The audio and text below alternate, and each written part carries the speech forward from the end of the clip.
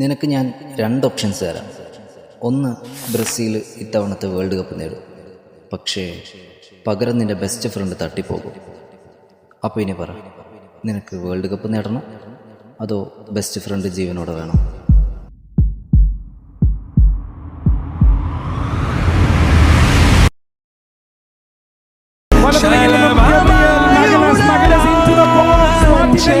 സന്തോഷത്തിന്റെ